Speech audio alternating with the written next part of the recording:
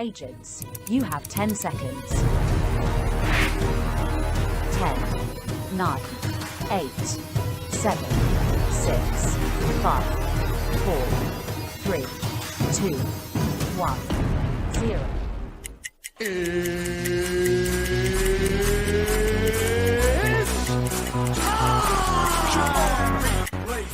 Second, 2 out, Palmero over the head of Jenks. Uribe charges, throws, out! And the White Sox have won the World Series. Open, Chicago with the lead. Chicago Bulls have won their 6th NBA championship. Under it, and to the middle with the 15, to the 20, breaks free of the 25, to the 30, to the outside, 40, midfield, 40, 30 to the coast, 20, 15, Hester 5, touchdown Bears! Time in 6 seasons, it's one goal indeed. The Chicago Blackhawks win the Stanley Cup. A little bouncer slowly toward Bryant. He will glove it, throw to Rizzo. It's in time. And the Chicago Cubs win the World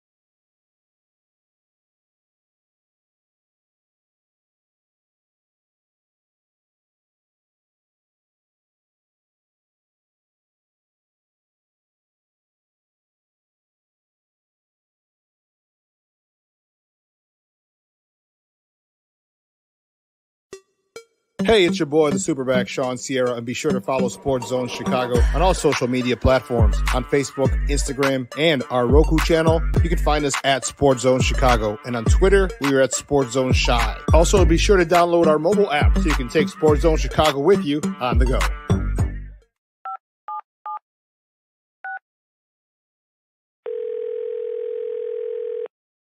Yeah, hello. I'm really not sure if this is what you all do, but I really don't have anywhere else to turn. Hi. I don't even know why I'm calling right now. I'm sorry. My thoughts are going a mile a minute. My kids are out of state. My buddies from the army are all gone now. I'm really alone. I left the service last year. My mom just passed away a few months ago. I miss so much time with her. I keep getting calls about the bills, and I'm trying to get a job, but I feel so stuck. Okay, ma'am. I'm glad you called. Okay, sir. Let's stay on the line and walk through some things. Thanks. Okay. Thanks a lot. Thank you. We're looking for a few heroes, mentors, trailblazers, innovators. A passion to change lives, spark curiosity, open hearts, and awaken minds. Help students answer the question, who am I? This could be your calling, but this is no job. It's the journey of a lifetime. Be a hero. Be a teacher. Every day we take steps to keep the people we love safe, but some health risks are easy to miss.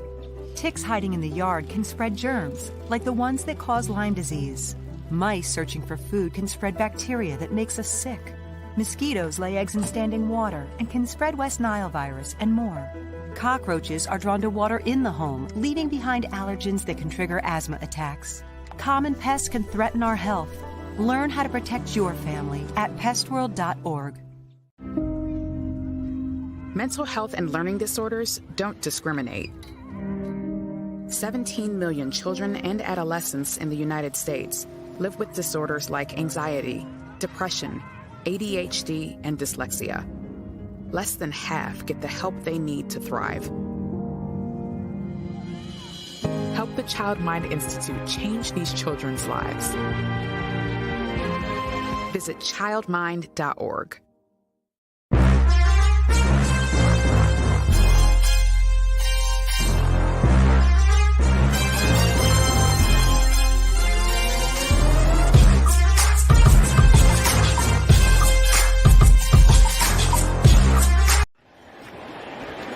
Levis, deep drop off the play action, looking for something downfield, and time runs out. What a day for Travis Gibson. It's the first time they've had a run longer than 15 yards. Bears have been pretty good in the attack. Speaking of the attack, that's a big-time hit for the Bears defense. It's Terrell Lewis again. This is pretty good. Big rollout here for Bajan. And he finds a receiver in Joe Reed. Potential reps in. Bajan's gonna let it loose, and it is caught! Darius Fountain. Levis lofts it, picked off! It's Braylon Trahan to seal the deal, and a second half Bears shutout. Well, welcome back to Shawn and Maya in the morning. Hopefully we got the audio issues fixed. Can you hear me now? My peoples, can you hear me? This is the big question. All right, let me know if I'm all good. If I'm all good, baby. Let's see. Aha, lovely. Good. You got me now, people? Yes. So I was having a conversation with myself. It was fun. Sometimes you need expert advice. When you need expert advice, you just got to talk to the experts, and that's what I was doing. But anyway, listen, you know the spiel. Listen, it's. I wanted to check out the text line and see what was going on and how crazy it was. Cornelius Squalls, what up, baby? Good morning, Papa. I appreciate it. Michelle Walls in the Mickey Ficky house. It is TGI Mickey Ficky Friday. My man Armando Emeterio Lara Jr., he's in the house.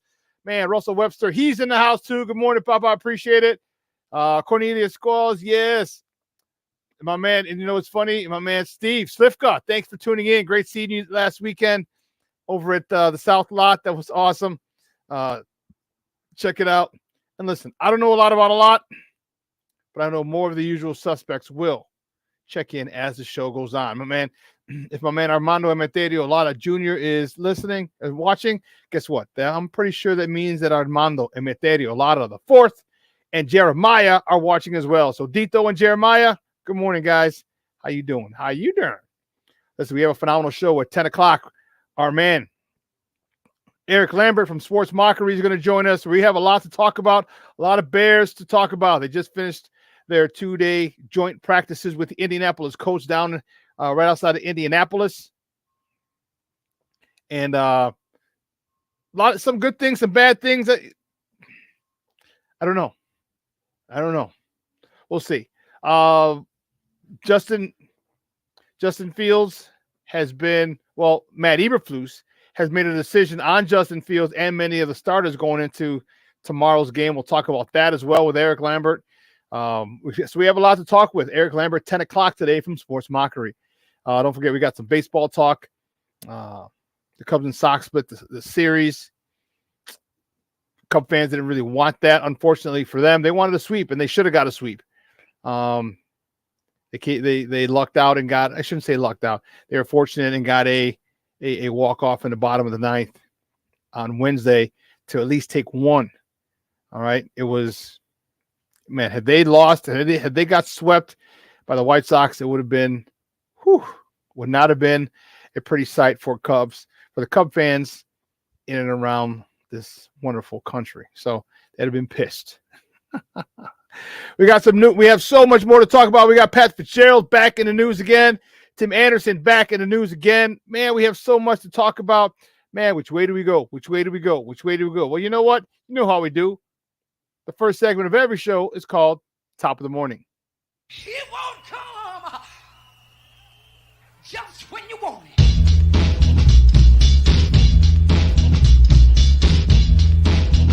Top of the morning to you. Top of the morning to you. Top of the morning to you. Let's see, our first top of the morning topic. Where do we want to start? Let's see. Which way do we go? All right, we'll go here. The Cubs host the Kansas City Royals for a weekend set up at the friendly confines at Wrigley Field. Jameson Taillon gets a start today. He's 7-7 with a 5.71 ERA. He's going against Cole Reagans, who's 3-4 with a 4.21 ERA. Yeah. It's if you want to see this, actually it's an early game today. It's a 1:20 start. Okay, and it'll be first pitch is 1:20, and that'll be on the Marquee Network if you're watching on the television side. And if you're listening on the radio side, it's 6:70 a.m. The score.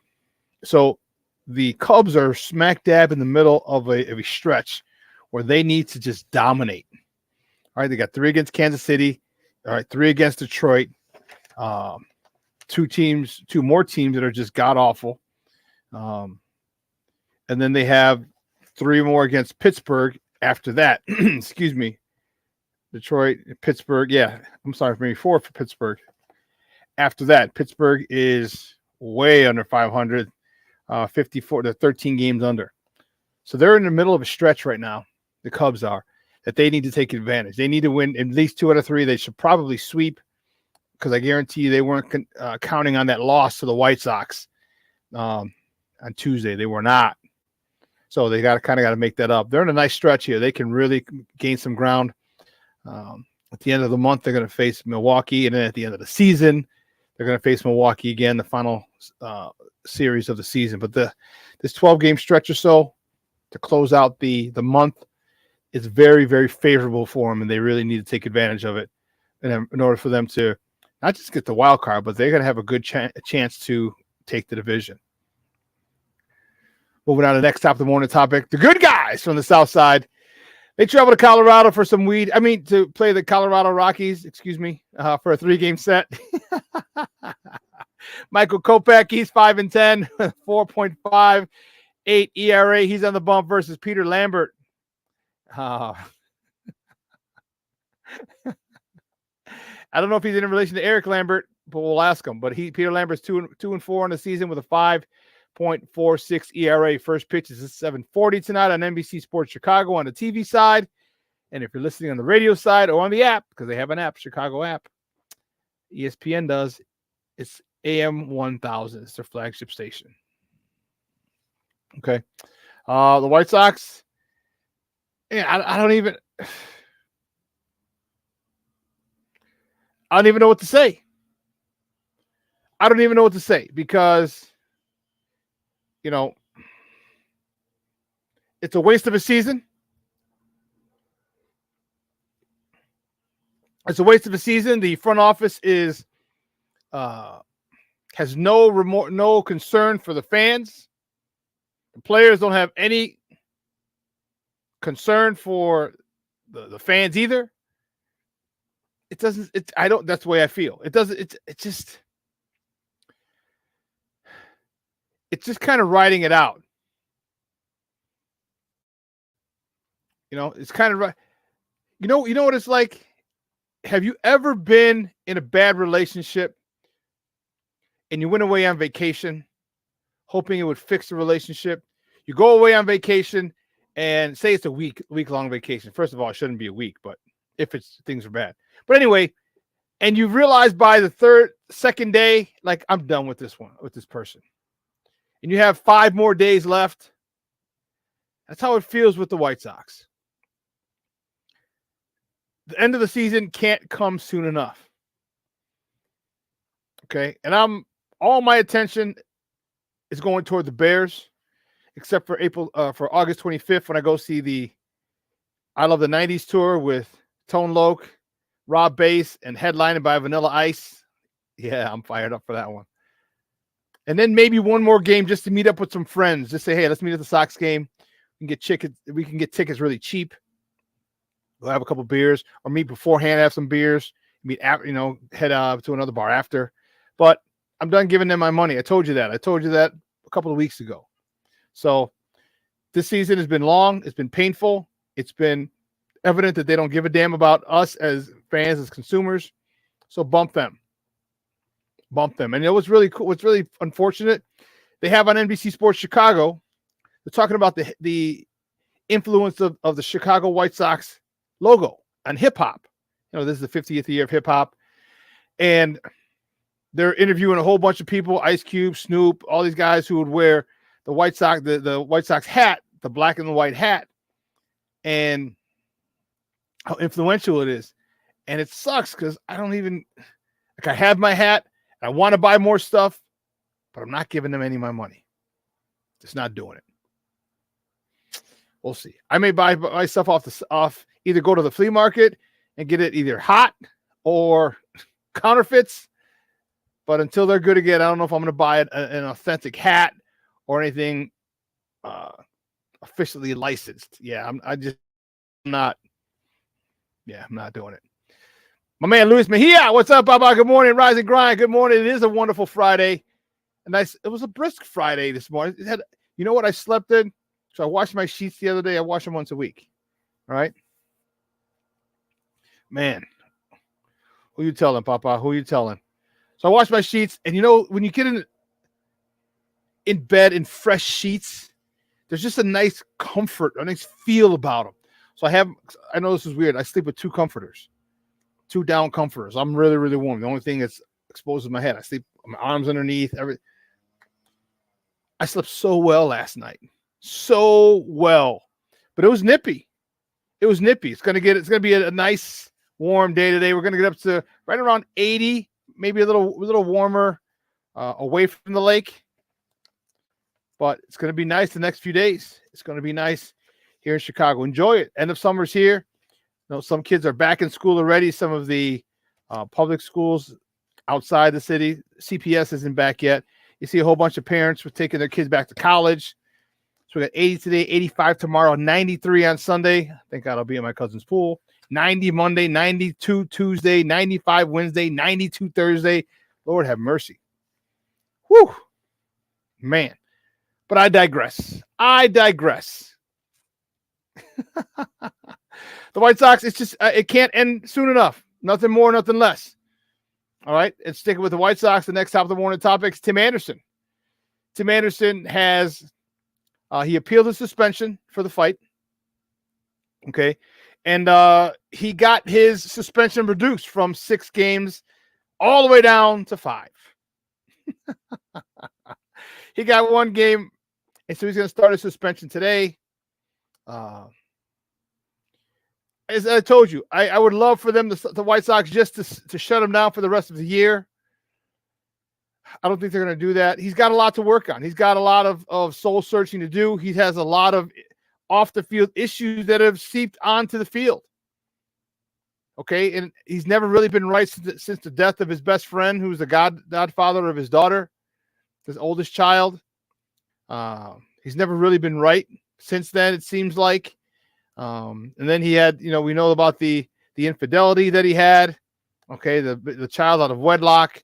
I know that's got to be an issue, and I'm not sure. I can't confirm whether his wife is staying or leaving him. I know she was staying with him earlier, but I don't know if that's changed. It's got to be a lot. All right, it's got to be a lot for a guy to go through. And he's just having a bad year. All right, professionally, personally, and I just think it'd be good for him, for the Bears, the White Sox, to say, hey, listen, take the rest of the year off, get some help, work on your home life.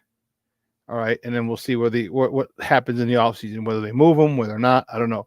But what he did is he released a statement about that issue, about the fight in Cleveland yesterday. And he said, I want to apologize to the entire White Sox organization, my teammates, managers, and coaches, and to the fans for my part in the altercation which took place in Cleveland. This has been an incredibly disappointing season for me personally and for our team. I will not get into the things that were said to me by Cleveland players both Friday night and Saturday, but those comments do not excuse my language or conduct. And I take full responsibility for my emotions getting the better of me. The Cleveland players are free to say whatever they want. I would just say that no one has more respect for the game of baseball than me. I look forward to returning after serving my suspension and finishing the season playing the best baseball I can to help my team. Well written. Okay. I still don't want him back for this season. Just take the time off, Papa. Take the time off. And whether you're a White Sox ever again or not, I don't know. I really don't. See, these guys, he's growing up. Okay, there's a lot of stuff that he's gone through, and he's made a lot of mistakes. And you know what? He's learning from them. And I'll tell you what, there's no better failure is the best teacher around. Let me tell you, best teacher around. Good luck to him, whether the White Sox bring him back or they give him the rest of the year off, whatever it is. I just hope he gets right with himself as a man, as a black man who was probably going to be the face of the black player in Major League Baseball before this incident. Whether it's going to happen anymore, yeah, I don't know. But you know what? Again, good luck. Good luck to him. The next top of the morning topic, I got a couple, but the next top of the morning topic, the captain, Jonathan Toews. The captain has said that he's taking a break. He's taking a break from hockey. He's not retiring. He's just not going to play in the 23-24 season. Interesting. Very, very, very, very interesting. My take on it is this. Retire already, dog. Retire. And on his Instagram post, he wrote, I cannot deny my love for the game of hockey and still feel the passion for competing at my highest level. However, these last few seasons have been very difficult considering my health challenges. My focus is to give myself the time and space to fully heal and enjoy life to the fullest once again. Along the way, I've met several people who have struggled with health issues pertaining to the long COVID, chronic immune response syndrome, and other similar cases that are quite complex. I now recognize the importance of one day sharing the details of my health journey with all of you. Thank you to all of you who have supported me and respected my privacy in the process. Listen, Captain, my Captain, you don't owe us a goddamn thing. You hear me? You don't owe us a goddamn thing. And I hear it. I understand, that you feel the need, and that's cool. That's cool. Bro, you don't owe us a Mickey Ficky thing. Okay? You took us on, you captained this team to heights that this organization has never seen before. Okay? It's never seen this type of success before, and you were the leader. So please feel free to retire. You'll retire a Blackhawk. There'll be they might be making your statue right now. There's gonna be 2 other statues outside that United Center. Jonathan Toews, you're one of them, Captain, my Captain, and your running mate, Patrick Kane. Guaranteed, those 2 statues will be outside the United Center within the next 10 years. I would say, depending on how long Kaner wants to keep playing, because they probably won't do it until he's retired. But your number's going to be both your numbers are going to hang in the rafters. All right, you don't owe us a damn thing. You know what? If you're having those issues, you know what? Just move on to the next phase of your life. And I tell you what, and let me tell you, there's a lot of athletes in this thread here. We all felt it. We all knew it. There was a point we didn't want to give it up. We didn't want to get it up. It was difficult for us. But at some point, you just got Father Time is undefeated.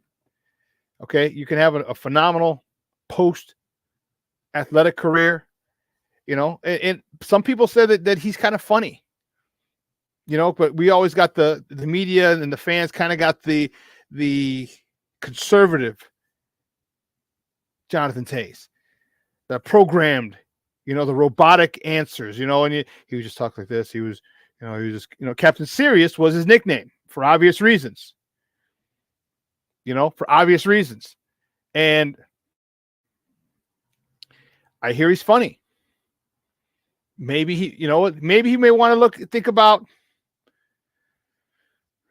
maybe going to a pre or post, and have him open up a little, be a little, I don't know.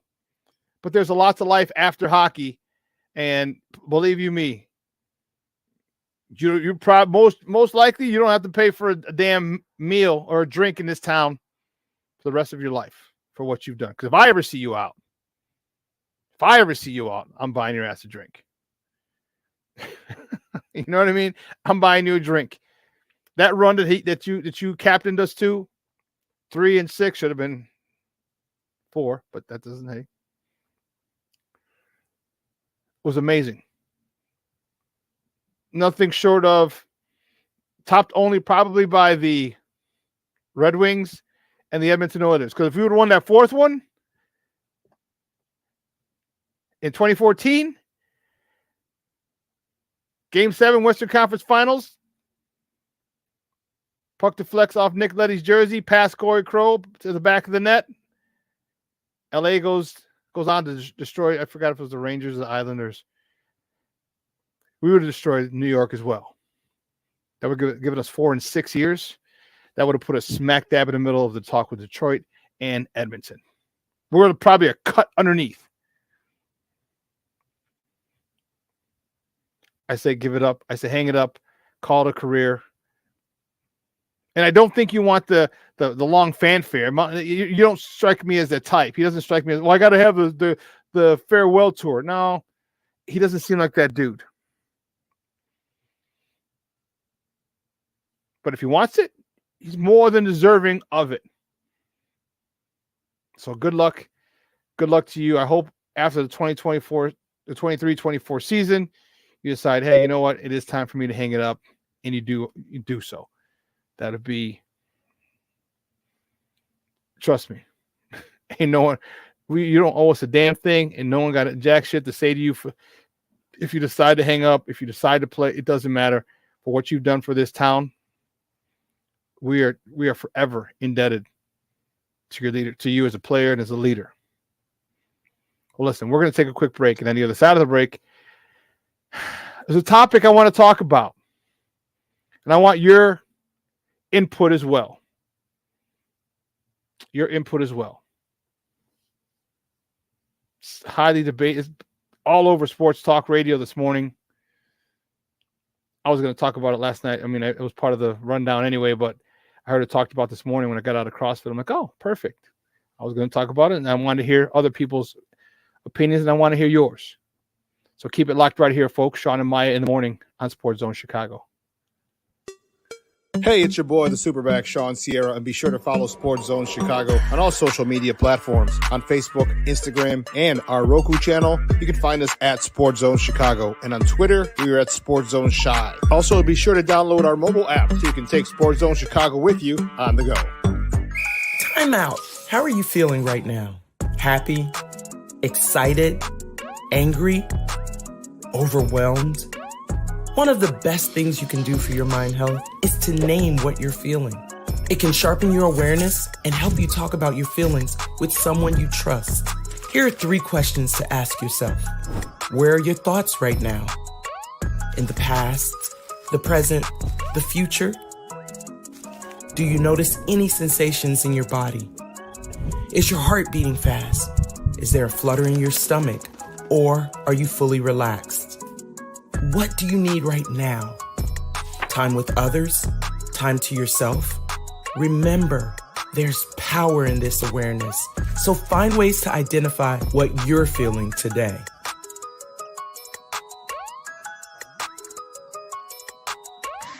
Hi, guys. Hey. Hi, Megan. Hey, Jessica. Megan, you're a tramp. Ryan Fitch told me you guys made out. Everybody knows. He said your breath smells like garbage. And he almost puked. He says you're the most desperate girl he knows, besides your mom. How many boyfriends does she have anyway? Lots? Your makeup makes you look like a clown. That zit is huge, zit face.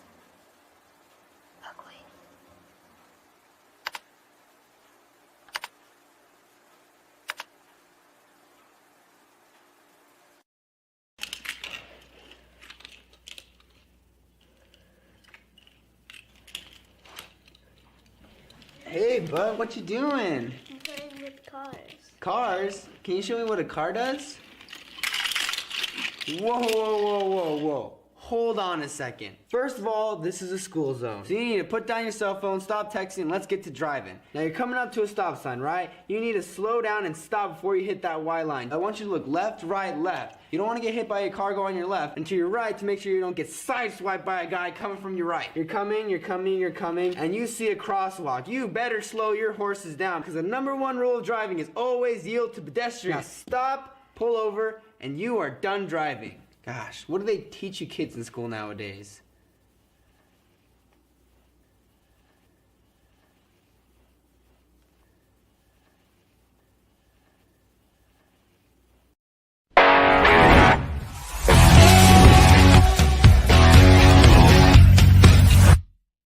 Stocky right-hander deals. The ball bounced off the body of Assad. He scrambles, picks it up, throws to first in time.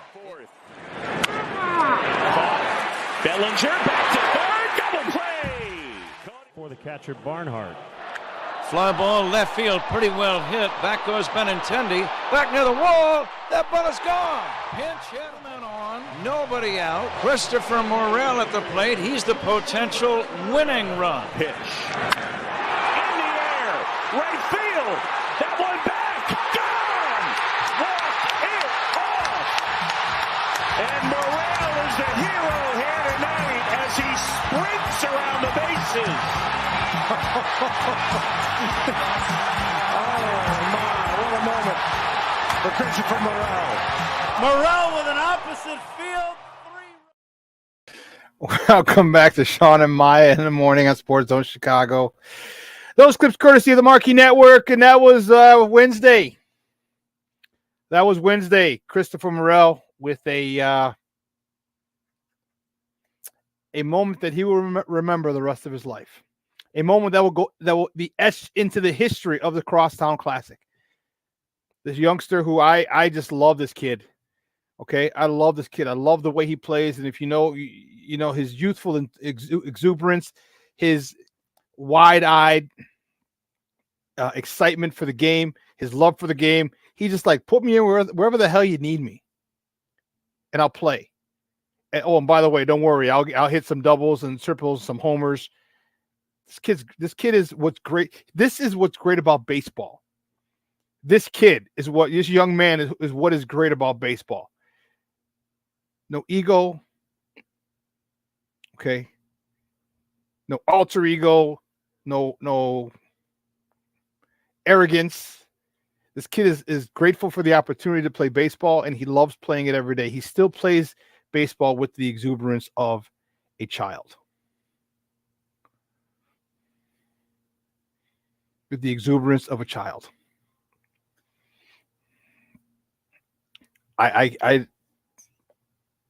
You got a good one. You just got to settle in on a position with him, because he's got to be in the lineup every day. He's got to be. But there's a topic I wanted to talk about. We'll talk a little baseball to close the show. Okay.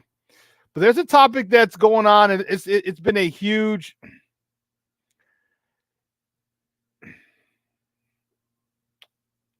It does hurt me, Junior. It does hurt me. It does. There's a topic going on that has really, really, really ruffled some feathers. Really, really, really ruffled some feathers. And I'm not knowing how you feel about this. How to feel. Part of me, as a former player and coach, I feel one way. I'm not a parent, so I can't feel that way. I don't know. But Pat Fitzgerald is back in football. He'll be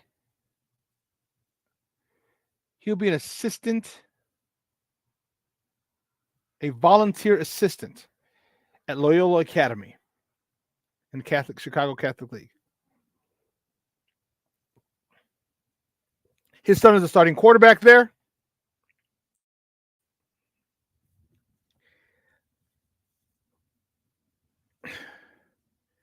And obviously he has a phenomenal reputation because older son graduated from there as well. The young man who's a freshman at Northwestern. And a lot of people are having an issue with this.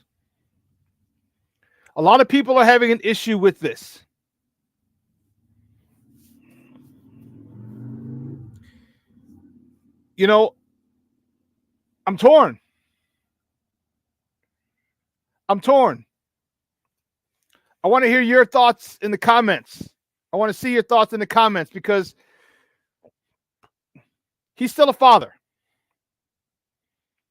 And some people called up the radio this morning and were saying one guy was a coach and a teacher at a private school and said he wouldn't touch it with a 10-foot pole. I said, okay.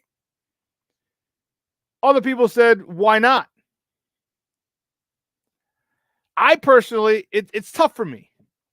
I personally don't have an issue with it. He went through background checks. Okay, they ask for anyone, whether it's CPS, Chicago Catholic League, you're going to have to go through a background check.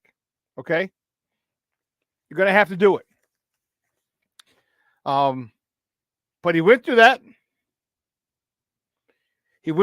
And came out on the other side. Okay, Loyola released a statement. It said that Fitzgerald completed a number of trainings and background checks and signed a code of conduct agreement required by Loyola, the Archdiocese of Chicago, in the state of Illinois. As I said, his son Ryan, his middle son, is the starting quarterback And his oldest son, Jack, graduated last year and is a freshman this year at Northwestern. But obviously he's had a relationship with these coaches. You know, he knew John Holacek, the head coach at Loyola. He was there for 17 years, 3 titles. So he has a rapport there. His kid went there. His kids continue to still go there. And he's the assistant. Some people are adamant about him not being part of the team.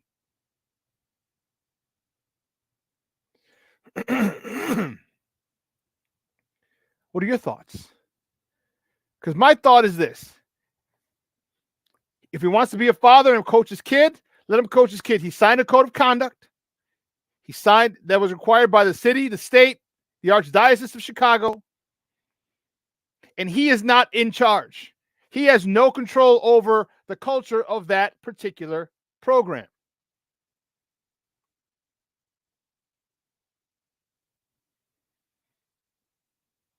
If he was just going to be a volunteer assistant, period, without his son there, then I'd have an issue. Then I would have an issue.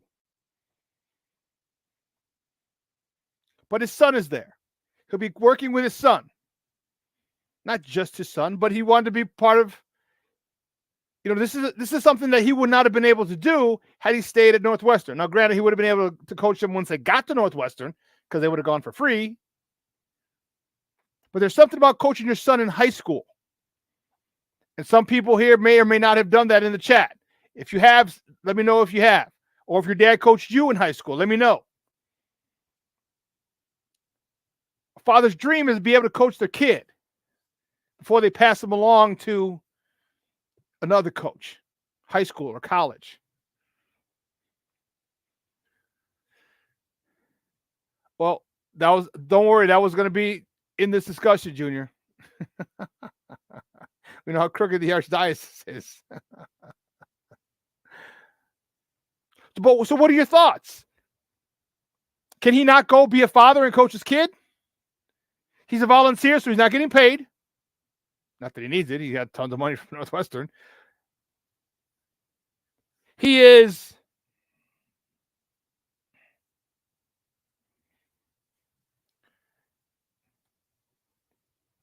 under investigation. There's double-digit lawsuits for the program he ran, against the program he ran. Although there was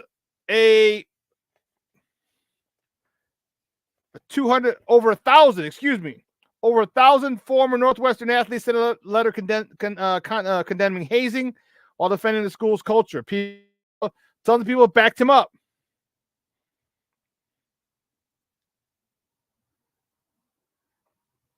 Tons of people have backed him up. Steve-O says, it was very hard to do, but I'm so glad I got the chance to coach his son. And I know a lot of people that I went to high school with, their dads coached the team. When I was coaching at Curie, when I was in college, I understand it. Hell. I mean, how much more in your child's life can you be? You know what I mean? How much more can you be? He's at a level, and the transition from boyhood to man, it's a tough one. Women can't do that. All right, it takes a man to teach a boy how to be a man, and that's one of the best ways in coaching your kids in sports. But you have the issue about, he allowed that stuff to go on. He allowed this alleged hazing. He allowed the alleged sexual assault. He allowed all the things that happened under his watch. What are your thoughts?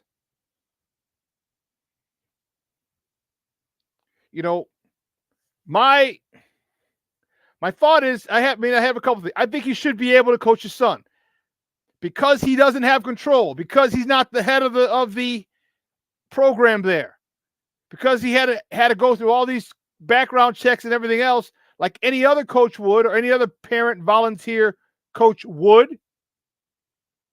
I'm okay with it. I'm okay with it.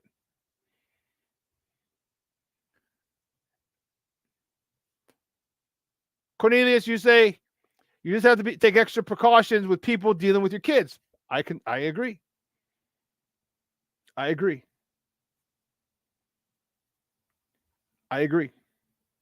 So, but where do we draw the line? Where, the thousands of players who stand behind Fitz, let's not forget those guys. All these allegations of hazing and everything have come about. What about the thousands and thousands of players who have phenomenal experiences, who learned from him, who he helped become men? So we're just going to discard them because of the minority?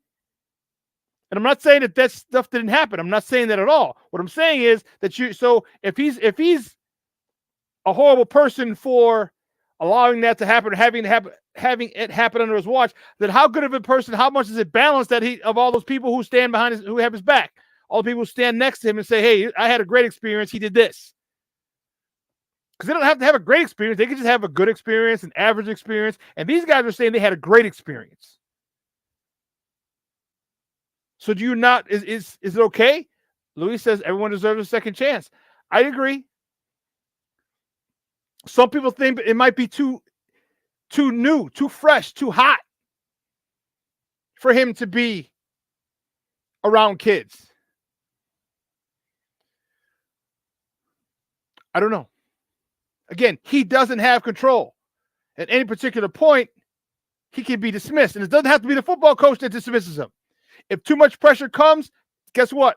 The principal will dismiss him. Hey, you got to go. Might not even let the head coach make that decision if things get too hot.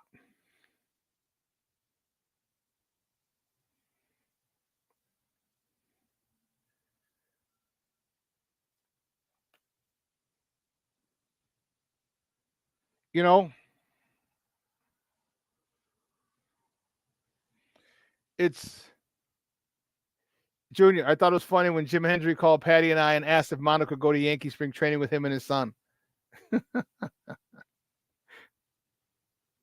I remember you told me that. It's dope. But what's your thoughts? What are you thinking? Do you think, are you on the side where, nope, it's too soon, can't do it, let it die down?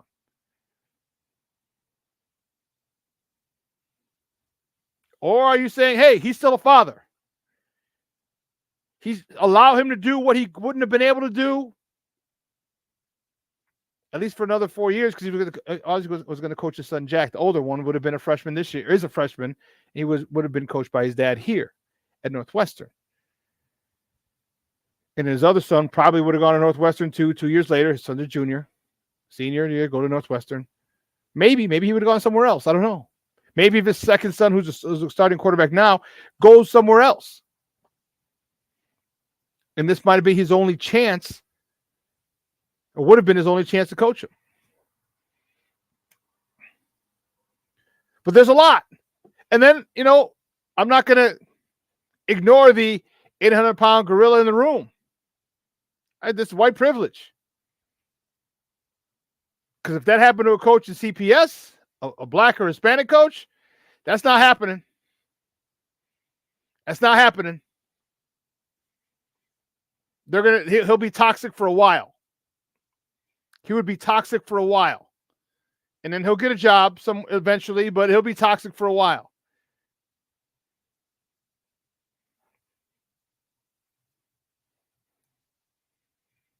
But I think he's enjoying that privilege that some people don't or would not be able to enjoy. Fitz was a good guy. I had many interactions with him when he came to recruit players of mine at Curie. His dad is a St. Rita alum. We got to talking about that. But let's not get it twisted. The coaching carousel, the coaching fraternity is very incestuous. Okay? Very incestuous. And the the networks that people have, and he's been there for 17 years, 20-something altogether as a player, a coach, a player, assistant coach, head coach. Okay, over half of his life he's been at Northwestern. You don't think he has tons of coaching colleagues who can get him a job? You know what I mean? Like, he's got, and this just worked out for him. He can say, hey, listen, I'm not in a really big coaching.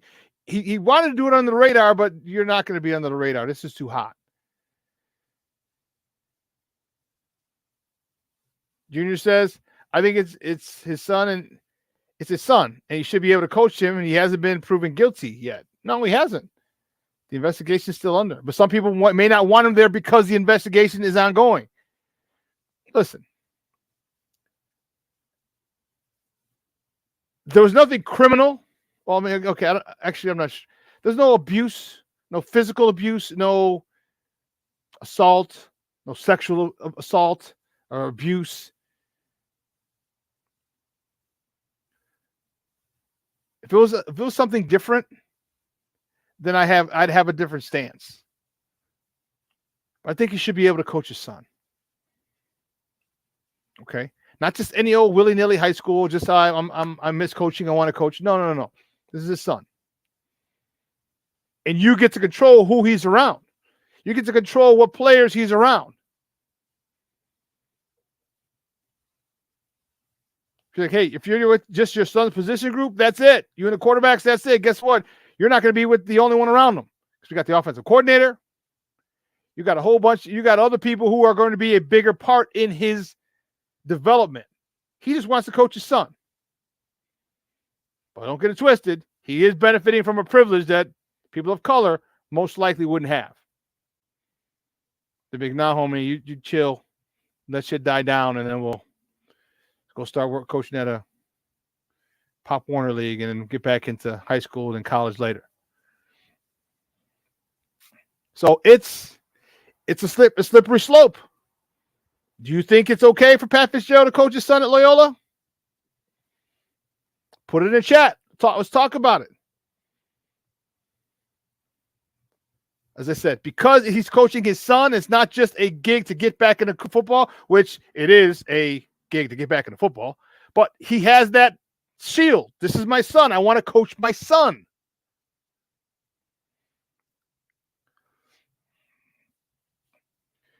Nomad, good morning, Papa. How you doing, big dog? It's a PR move to make him look better. A free face saving job. I think so too, but also remember, let's not forget he still is a father. Okay? And even though his son goes to his oldest son Jackson Northwestern, so he would have coached him here at Northwestern had he still been there. You still don't get the you're the head coach. You have position coaches for your players, for the positions. You're not really coaching your son because you're the CEO. I think here he's got hands-on with his son. You know what I mean? He's got hands-on. He can coach his son along with the offensive coordinator who's running the show, of course. But it's a little more intimate, I would say, a little closer. You know, he's got Charlie Bliss is the offensive coordinator. All right, he was the guy at Maine South. He was the OC at Maine South. They won 4 state titles. So he's going to be running it. But Pat has a chance to really, really, really get and coach with his son. That has to be taken advantage of. And I'm not saying that he's not using that. Both statements can be true. He could be using it as a chance to coach his son, and he could be using it as a PR move. He can kill 2 birds with 1 stone. But obviously the shield he's hiding behind is, I get to coach my son. I get to coach my son in a more intimate way than I would as if I was in college.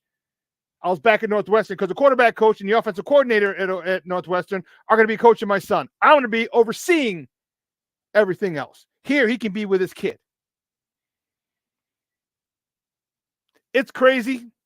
You have your opinion, I have mine. There's a lot of people who say, you know what, he shouldn't be around football for a while. There's other people who say he should be allowed to be a dad. Let's not forget, he still is a father, and these are his kids. And these are the crazy points of his life. And a big curveball just came his way. Why not allow him to have some semblance of normalcy? Why not?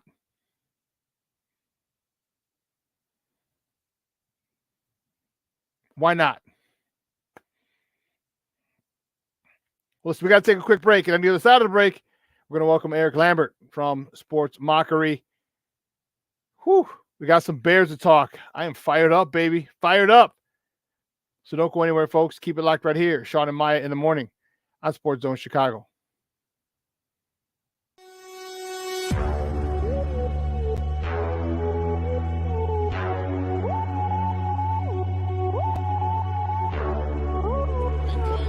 To run for 17, back he goes, here comes Chubb, there goes the ball, touchdown, Mooney! Jones will walk at the left tackle, time for Fields, now he'll accelerate to get the first down, great tackles, and he's off to the races, and we got a terrific block. For every generation, it has started with the call to serve. Discovering the purpose and the belonging earned with the title. Learning to dig deep and push through adversity together. Defending our nation and its people.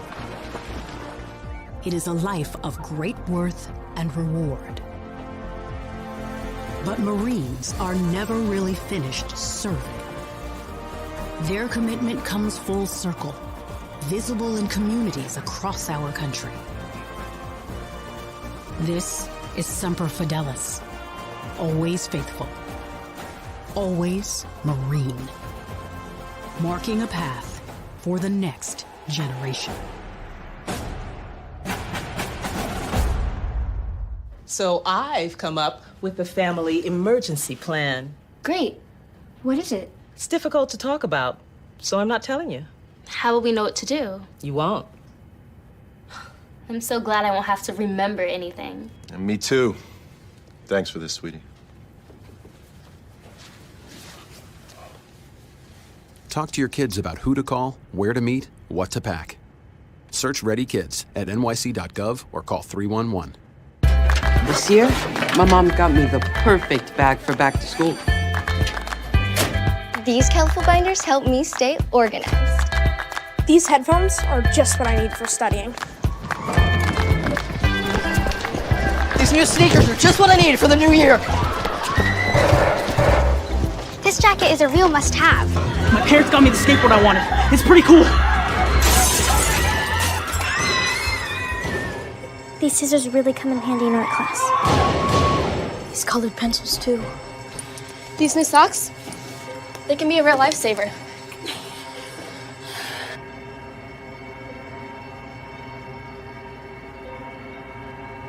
I finally got my own phone to stay in touch with my mom.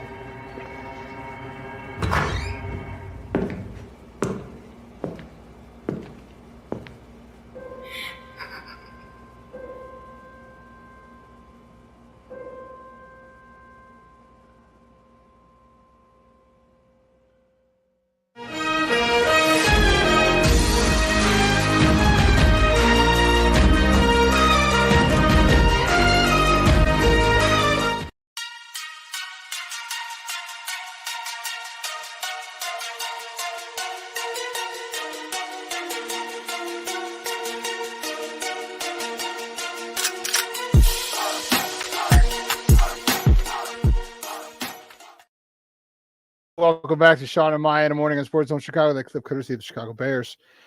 That was practice. That was a joint practice with the Bears down in Indianapolis, taking on the Colts, and they will play them tomorrow in their second of 3 preseason games this year. And it was Coach. It was something that Coach Eberflus really liked. You could tell he was fired up about it, and I like it too. I love when I was coaching or when we were playing in preseason where we got to go and we got to bang heads against somebody else. All right, it's so much so much more fun because you're fighting the same guys over and over and over again, And if the matchup is bad for you, it can make you look bad. If the matchup is good for you, it can make you look good. So it can be a false representation of how good you are, or it could be a false representation of how bad you are. Because you're facing the same guy. So when you face fresh blood, guys who don't know your moves, don't know your strengths, your weaknesses, you get to really show what you got. Eberflus, I think, really loves this. And we're going to talk about this with our next guest. He is the writer. He took time out to writing one of his 6 articles that he's going to write by noon for Sports Mockery, to come and talk with us.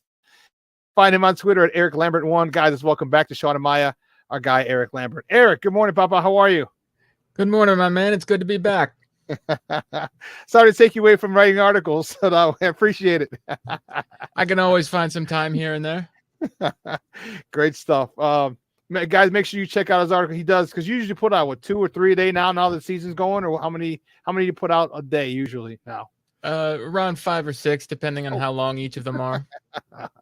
I undersold you 2 or 3, 5 or 6. Okay, good stuff. Well, trust me, I'll be sure to check them out later today. But they just got done in practice. 2 joint practices today, or 2 joint practices this week.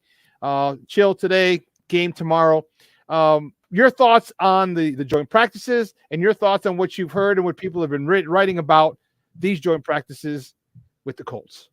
Extremely valuable. They got a ton of great reps against a lot of good players on that Colts team. I know the Colts weren't very good last year, neither were the Bears, but the Colts still have a lot of talented players. The Bears got to practice against them. A lot of guys stood out in a positive fashion. Pretty much everybody on the defense, apparently played pretty well. The pass rush was creating havoc on Anthony Richardson. They picked him off a couple of times. So it's always great to hear that, especially knowing that a few of their guys still aren't there, Tremaine Edmonds being one, and, Yannick Ngakoue, I don't know how much he played, but, he probably got some reps in there, but not too many because they're still ramping him up. So to hear the defense play so well is always encouraging, especially after last year. Offensively, Justin Fields in 7-on-7s looked probably the best he's ever looked in that particular drill, considering how he looked last year. So it's always great to hear that.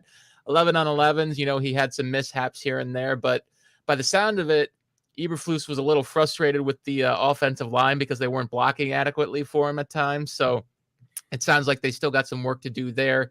And I can understand that being the reason why Eberflus is deciding to keep Justin Fields on the sideline in this upcoming game against the Colts on Saturday. Yeah. Plus, he might have said, "Hey, we got enough good reps."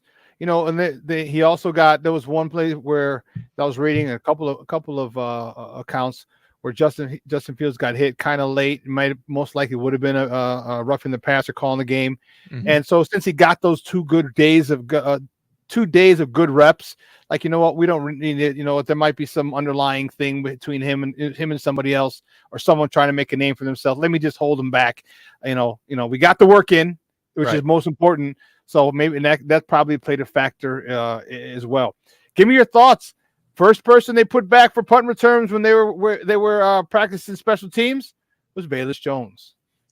I understand why in normal circumstances you would bench him after all that he's been through, but one thing I do appreciate about the Bears is they're patient with their process, and they've always proven that. They're willing to give the player the benefit of the doubt because he's young, he's still learning because he didn't punt return much in college. He's still learning how to track the ball in the air and all that sort of stuff. His hands seem to have improved. He did have a couple of long bomb catches in the same practices, so it's not necessarily his hands. I think the problem with the most recent muff, he didn't track the ball well, and I think that's what led to the muff in the first place. And I think Eberflus was on top of him the moment that happened, telling him that you got to be careful with something like that. So he's still learning, and I like that they're willing to give him a little more leeway, give him a little more long leash. But if he makes one more mistake like that, I think they're probably going to end up replacing him on punt returns and just keep him, squarely as a kick return guy. But, I really appreciate what they're trying to do here. They've always maintained that they want to have a developmental process, and that requires patience at times when kids make mistakes. So, I really think they're doing it the right way, but it's up to Bayless to make the adjustments necessary to stop making those mistakes. Does he have a shorter leash than most because he was 34 when they drafted him? So no, he was 25 when they started when he last year to play the season. That was his first year because he bounced around so much, took the COVID year and a whole bunch of other stuff. So he was a lot older than most people. How much shorter is his leash because of his age? It's a fair question, but I think the Bears don't view his age in that way. I think they view him as a second-year player rather than a 26-year-old player because they have to view him from NFL terms of experience, which is a valid way to do it. So I don't think they view him that way. I do think they understand that his window isn't as wide as it is for players who are coming into their second year, but at the same time, they understand that they also need to be patient because this isn't a 26-year-old who usually has 4 or 5 years of experience. This is only his second year. So I do think that they're approaching it that way. And that's probably the right way to do it. And I do think he's probably going to be better this year. He seems to have improved in training camp despite, the recent mistake, but I do think his leash is shorter on punt returns specifically because of what happened in that first preseason game. Yeah, I agree with you guys. We're joined by Eric Lambert from Sports Mockery talking Chicago Bears football here on Shawn and Maya in the morning on Sports Zone Chicago. Talk to me about this running game. All right, there was rumors and about possibly getting rid of D'Onta Foreman if somebody needs a running back. Are you happy with this running back trio? Would you entertain maybe a trade for D'Onta Foreman because he's only on a 1-year deal anyway, and if somebody gets hurt in camp, he's on a cheap deal as well. He's not making $10-12 million. It's very, very affordable. And it's a guy who had 900 yards last year, a guy who's looking for a bounce back year. Talk to me about that running back room and D'Onta Foreman. I think it's exactly what the Bears were hoping for because all three of their top guys, Herbert, Foreman, and now Rashawn Johnson, have all looked good in camp, and they looked good in joint practices. Rashawn Johnson got great attention. Cole Kmet's been singing his praises nonstop. Foreman had a big run. Herbert had a big run. So I think the Bears are exactly where they want to be. I don't think they'd entertain a trade idea. They signed him for a reason. They think he's a good fit for this offense, and they've been seeing, evidence of that. You have to remember with the wide zone, it's a run-based offense, so you need a stacked running back room for it to work properly, unless, of course, you have a feature back like Clinton Portis, Terrell Davis, one of those types of guys. But otherwise, you really want a stacked deck so you can, just run waves of these guys at the opponents and just wear them out. And eventually play action's just going to kill them over the course of a game, which is what they want to do. So maybe if somebody makes a ridiculous offer for Foreman, they might entertain the idea. But otherwise, I think he's really set in stone as one of the primary rotational guys that the Bears want to run with. What about this offensive line? Nate Davis still hasn't practiced. His uniform fits. He was in uniform, doing a little one-on-one stuff. But he hasn't been, and then now Cody Whitehair has some issues. What about this offensive line? And, Justin Fields had some pressure over these couple of days in practice. Is this offensive line? Is it just part of them growing and gelling? Because Nate Davis hasn't been there. He's still not playing. Ja'Tyre Carter is getting his reps. Talk to me about your concern with the offensive line. I know we still got 1-2 more games to go in preseason, but is it a concern for you, this offensive line, that it hasn't been gelling as much? Or are you cool because the running backs have been breaking off 3, 4, 5, 20-yard runs like Rashawn Johnson did in the first preseason game? I'm not worried about the running game. This scheme has always been great about, generating rushing yards, and I think their offensive line is well suited to that. I think they're going to run the ball just fine, especially with the threat Justin presents. So that I'm not worried about. My concern primarily is with the interior pass protection, because that seems to be the primary issue that keeps cropping up over the course of these practices, and that's because of lack of continuity. Nate Davis has been missing a lot of time because of whatever injury he has. I'm not sure. The good news is he returned to team drills in this last practice, but at the same time, Cody Whitehair goes out with a hand injury. So continuity is a big issue right now for that interior trio. Ironically, Kevin Jenkins is the only one who's been pretty much consistent throughout. The one with the worst injury has been the healthiest. Yeah, exactly. So it's one of those things where you really need continuity, especially on the interior, because Justin, if he's going to function properly, needs a proper pocket to throw from, and interior pressure ruins that more than anything. I'm really encouraged by the way their tackles have played. Darnell Wright and Braxton Jones looked great in their limited time in the preseason. They seem to play well in the joint practices. They're both young. They're both athletic. They both can do pretty much anything you want them to. They still have room to improve, obviously, but I really think those two form a really encouraging tandem for what they're going for this year. So I'm excited to see them play some actual games. Yeah, you and I both. It's going to be it's fun, to see these youngsters, and we might have tackles for the next 10 to 12 years, and how awesome is that to finally have those two bookends settled, because it's to find those two bookends. I mean, not very many NFL teams have two good ones. No, trust me, I'm not putting our guys in Canton or all pro status. I'm just saying they're good. Mm-hmm. All right. How many teams in the NFL have two good tackles? And so it's if we're ahead of the game at that particular point. So I'm really, really happy with what Ryan Poles has done, how he's constructed this team, him being adamant about constructing it his way. The hell with what me, you, and everybody else says. It's kudos to him. Switch sides of the ball. Defensive side of the ball, there's some guys who still aren't playing. Tremaine Edmonds isn't playing. He's a big free agent acquisition. But then they brought in another guy. Talk to me. Are you concerned about Tremaine Edmonds, or is it just, like Coach Eberflus said, he should be ready for week 1? I'm not concerned about Tremaine Edmonds. We already know what he is. He's a great player. He's a 2-time Pro Bowler. He's in his prime. I think the Bears are just being cautious with him. That they saw enough early in camp to realize, yeah, this guy's a stud. So we don't really need to, push him forward with anything. He knows this type of defense. He knows what he's going to do. So he's that kind of talent where you don't have to worry about him practicing too much because you know what you're going to get. So no, I'm not worried about him. TJ Edwards has been healthy. Noah Sewell's really been standing out, which is great to hear.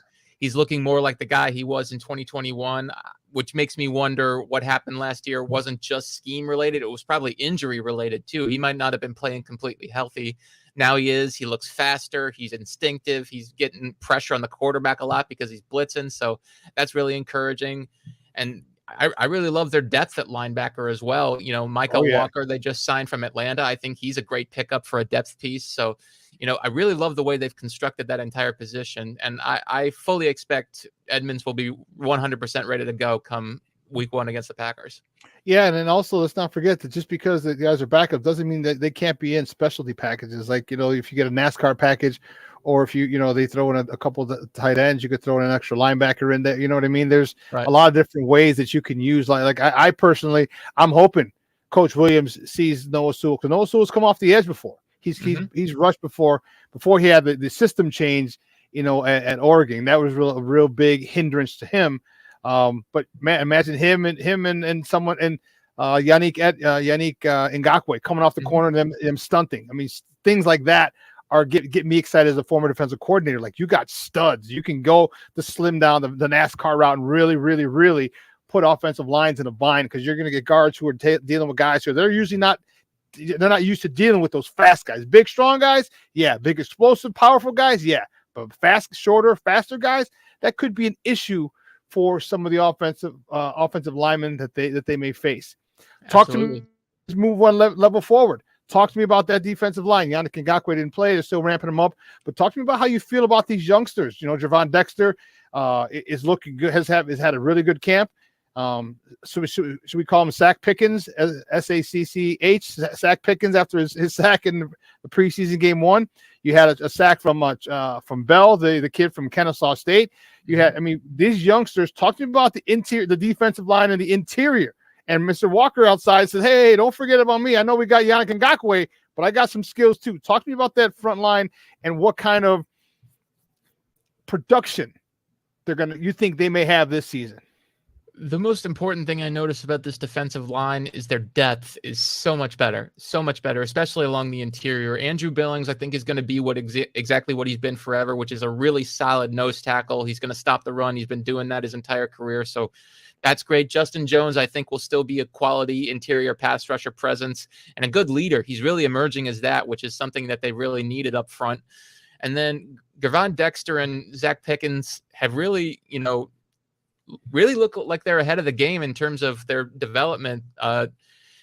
Pickens had the sack against Tennessee, which was awesome. And what really stood out about it was he wasn't unblocked. He was double teamed, and he still split it using his length, using his speed, and got him from behind. So that gave you a glimpse of what the Bears see in him in the future. He's not there yet. Same as Javon Dexter.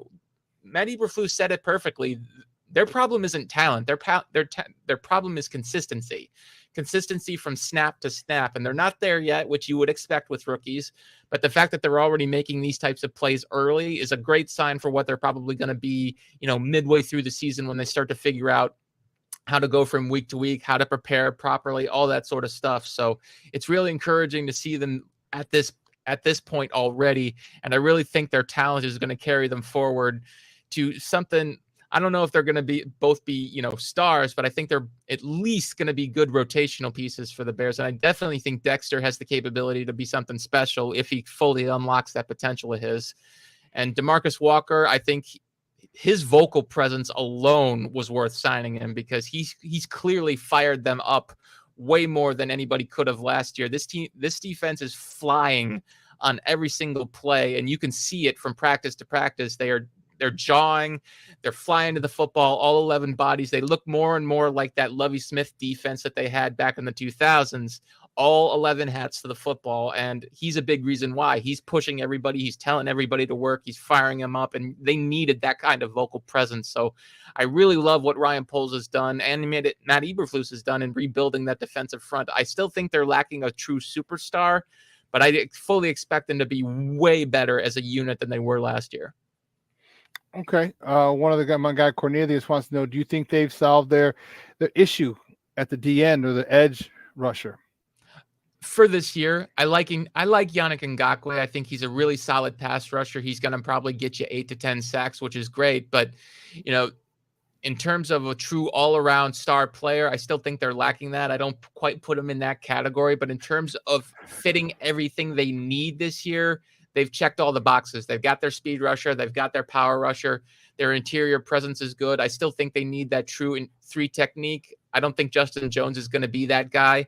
I don't know if Pickens or Dexter will be that guy, but you need a Quentin Williams or somebody of that caliber to truly take this defense to the level that you want them to get to. And I still think they're probably a year away from finding that. Yeah, so we just got a roof. Let's go Carolina. Suck up the joint. Let's go Carolina. Hell yeah. Let's go. Let's move to the back end. You know what? You talked about them being a little more active, being a little more aggressive. And I think it started with that secondary. Last year, they were definitely the strength of this team. Eddie Jackson was back last year, and he looked really good before he went out. The rookies, Kyler Gordon looked really good after he cut his teeth. He went through trials and tribulations early until he got his footing, got accustomed to the NFL. Jalen Johnson still is a stud. Talk to me about that back end, because they added some pieces. All right, they added some pieces who fit right in. Guys are big, physical. They had that swag as well, and they really, really like to make big plays, not just tackle, make plays, turnovers, picks. These guys are playmakers, not just tacklers, but playmakers. Talk to me about that back end and the competition from that other corner spot. Mm-hmm.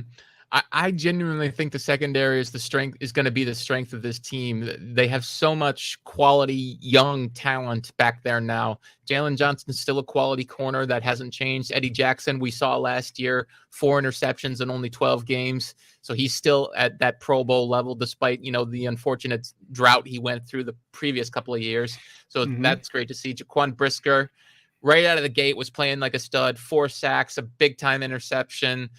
I think he was second on the team in tackles, so we know he's going to be good. Kyler Gordon's probably had the best camp of anybody this year. He's been playing out of his mind. In the most recent practice in one-on-ones, he had a great interception during one-on-one drills, so he's playing with so much confidence. And then now you got Tyreek Stevenson, who had the best game of anybody in the first preseason opener against the Titans, 7 tackles, big-time pass breakup, tackle for a loss. He seems like that Cortland Finnegan type of guy, that pest that everybody hates, that is going to play with so much fire and intensity. And I really love that about him. I think he's going to be a perfect fit for this defense. And then on top of all of that, you've got Terrell Smith, who's also been having a great camp. The other rookie that they have, unfortunately, he didn't get to play in the preseason opener because of an injury, but he's back now. I expect he's going to play against the Colts. So you've got depth. You've got athleticism, you've got intensity, you've got, physicality, you've got everything you could want in a good secondary. So I'm excited to see what they do this year. Man, you, me, and the rest of Bears Nation are really, really excited about it, because the again, the attitude and the swag, the confidence that they're playing with, they might not be as, I don't want to say talented. They might not have gelled yet, like the way they're going to gel by mid-season toward the end of the season. But man, you make one mistake. You make one mistake with this defense. You miss out. You screw up a stunt, a TE stunt, an ET stunt, and these guys are getting your quarterback quick. That ball's probably going to come out sooner. If it does, these guys are all over it.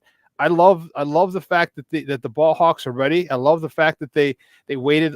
Had to wait last year. They were still making plays last year. Not so many picks, but still making PBUs and pass breakups. For those who are not sure, when they had no pass rush. Now they got an Ngakwe. Now they got a Walker. Now they got guys in the interior who can collapse the pocket, who can from the inside and the outside. This ball's going to come out a lot sooner, a lot quicker than many quarterbacks want. And these guys are just are hungry enough and aggressive enough to really, really make the offense hurt and give Justin Fields short fields. No pun intended. Talk to me about speaking of that guy, Justin Fields. Your thoughts on him, his connection with DJ Moore so far, and his other wide receivers. We didn't get to talk to him, and I want to talk about him for a second. Justin, I expect a much improved year from him. If the offensive line is even slightly better than they were last year, I think this cast of weapons that they've put together for him is going to make him a far better passer than he was a year ago. DJ Moore, you don't really need to say much. He's an absolute stud. The fact that Ryan Poles got him in that trade is an absolute steal already, and he hasn't even played a meaningful down for them yet. He's going to make life so much easier for Darnell Mooney. He's going to make life easier for Chase Claypool because he's going to be drawing coverages his way because he keeps getting open. So that alone will be a big help. Robert Tonyan, I think, is an underrated addition because of his pass catching ability. So now you've got two tight ends who can, catch the ball, especially on third down in the red zone. So that increases the quality of their weapons in that regard, because I think red zone was a big problem for them last year.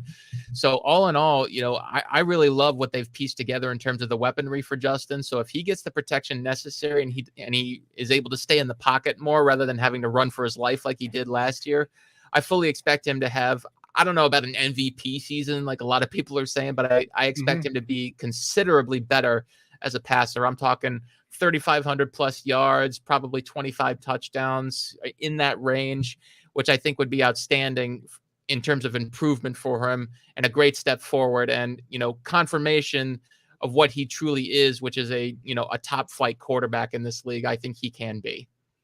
Yeah, we're similar. I had 32 to 3,500 yards. The only reason I think it won't be more is I think that they're really going to force the issue on the ground. I think they're going to make sure that they really, really pound the ball and really force the defense to show their hand and bring another guy in the box before they do that. But 32, 3,500, I said 20 to 25 TDs. So yeah, we're right on pace. And I think that's for him. If he goes beyond that, I mean, that's great. If he goes beyond that, it'll probably be because of the defense, giving him short fields, giving him, 30, 40, 50 yards to go for a touchdown. And you just can't give good quarterbacks. And I believe Justin is a good quarterback on the way to be a great one. You can't give good quarterbacks short fields. You just can't. That extra 20 or 30 yards makes a whole lot of difference. And the more often we get shorter fields, the more often Justin Fields can use the body of a Chase Claypool, because Chase Claypool is never going to be doubled. They're never going to double team him. Darnell Mooney, they're never going to double team him. All right. Because if you do, well, then we all know who the ball's going to, and that's number 2. So there's no way in God's green earth that defensive coordinators can ever not double team or shade a safety over to DJ Moore. And that's why you mentioned you congratulated Ryan Poles, because that's why he got him. So now everybody else can eat. And just when you think about it, here DJ Moore can still eat even with the double team. Yep. Man, this is awesome. I love, I've said it ad nauseum. The competition that Ryan Poles has created at every single position group is literally insane. And not to say that we're perfect, because I think we need a 3-tech as well. But we got 2 first-round picks next year. We can go address that next year. And I think it's going to be a phenomenal season. And it's going to be one to watch. It's going to be probably the most exciting one we've had probably since Cutler was with Forte and Marshall and Jeffrey, and since those years. So it's going to be awesome, man.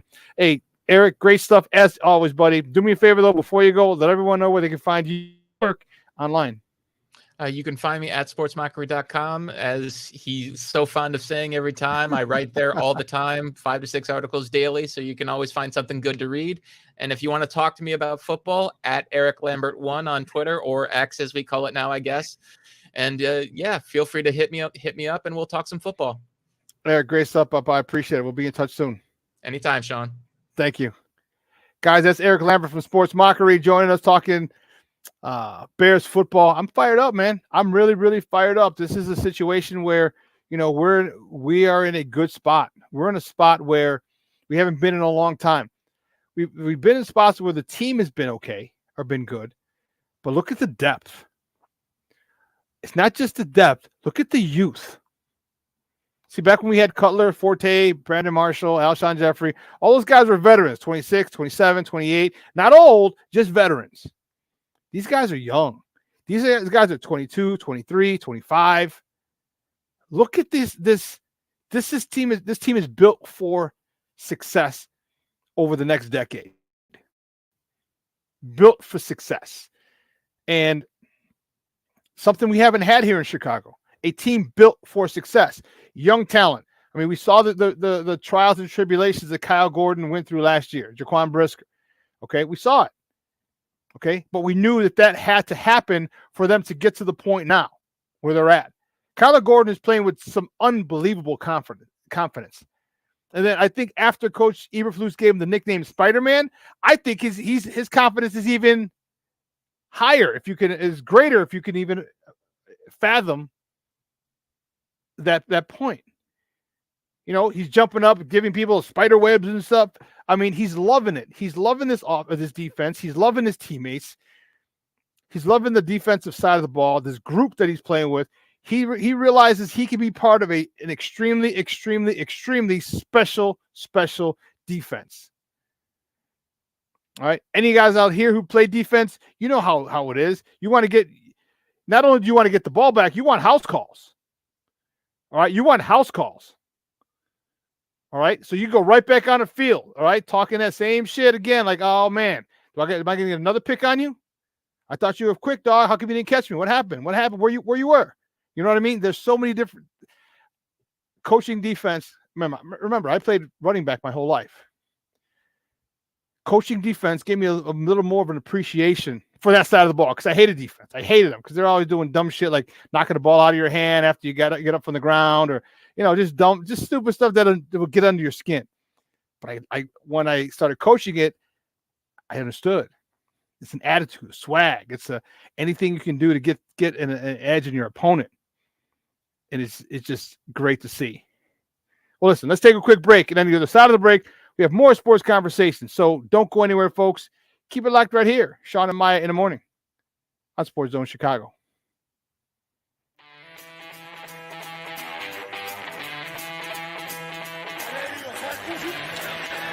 Off the fake. Fields against the grain. Finds Jesse James. Field. With time. Delivers down to the field.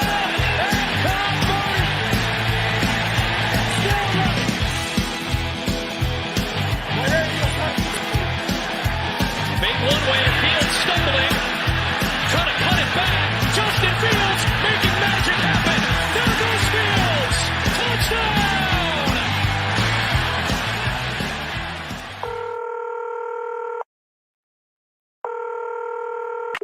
911, operator 901. Where's the emergency? 127 Brynmere. Okay, what's going on there? I'd like to order a pizza for delivery. Ma'am, you've reached 911. This is an emergency line. Large with half pepperoni, half mushroom. You know you've called 911. This is an emergency line. Do you know how long it'll be? Okay, ma'am, is everything okay over there? Do you have an emergency or not? Yes. And you're unable to talk because... Right. Okay, is there someone in the room with you? Just say yes or no. Yes. Okay, it looks like I have an officer about a mile from your location. Are there any weapons in your house? No. Can you stay on the phone with me? No. See you soon. Thank you.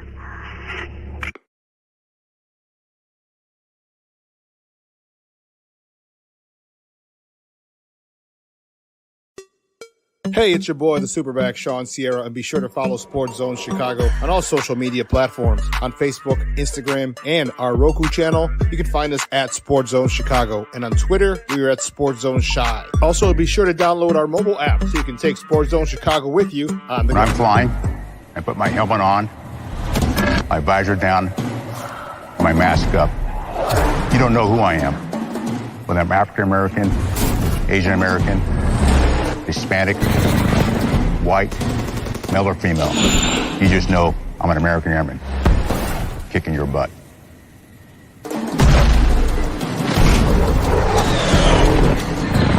I'm General C.Q. Brown Jr. Come join us.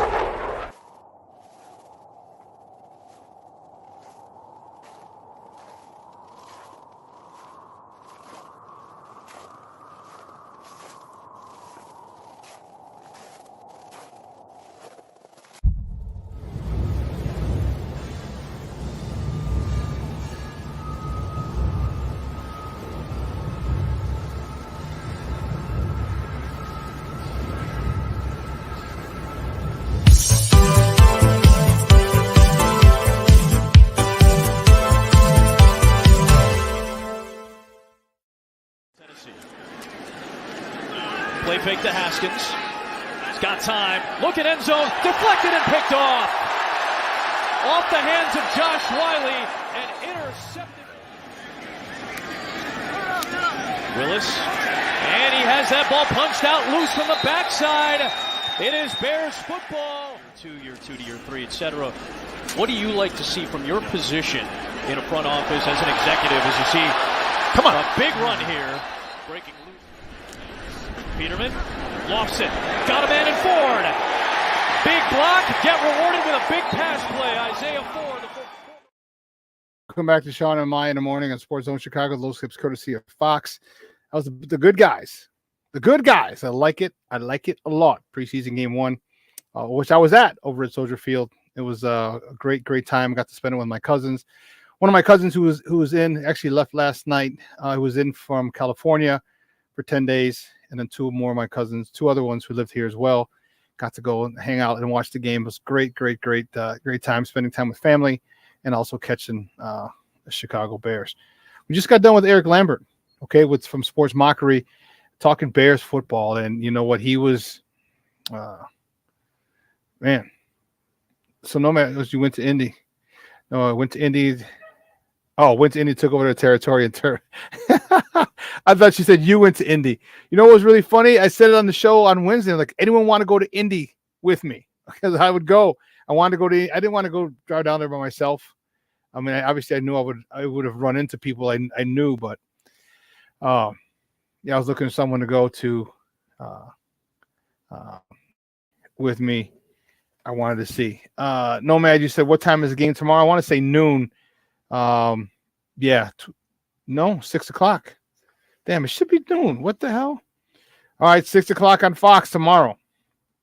I'm looking at the paper right now. 6 p.m. Fox 32. Okay, I guess. No, the other way, Brandon. The other way. You're going left. 2 hours. You're 2 hours behind us. So yeah, so it would be 6 o'clock our time. Yeah, it's on NFL Network, and don't worry, on NFL Network, but it's also being broadcast here on our local station, Fox 32. So, in that clip that coming out of break, Terrell Lewis had 2 sacks on last week on Saturday, had a sack, 2 sacks, but also had a forced fumble as well. That's that dude. All right, guys, I've been on him since when they signed him. When they signed him, and I was like, whoa, wait a minute. The Bears got him? If you've been following my show, you know how I've been on a soapbox screaming the talents of this guy.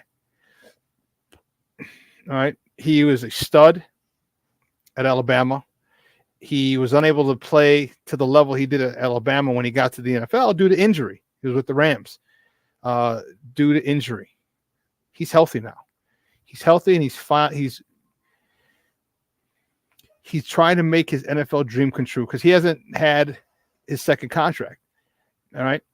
He wants a big contract and he's going to do everything he can. He may or may not get it. I don't know.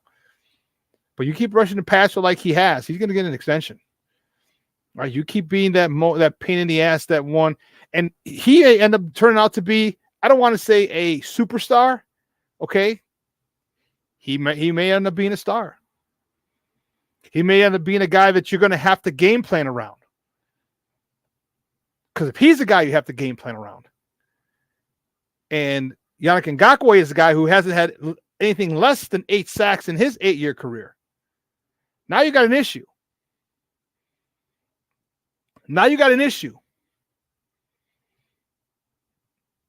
You know, he has all the talent. He has all the tools. Can he put it together? Is this a system that he thrives in? So you're putting a guy in a system who's fighting for his NFL life or trying to find a spot, land a spot. And I'll tell you what, most of the guys on this defense like this defense. They like their teammates. They like that squad. They like that side of the ball. And when you're in a comfortable position, I get it. It's the NFL. You're trying to make money. You got to make money to feed you and your family and your peoples. I get it. But when you're building something special, you want to be part of it. And guys are they're competing.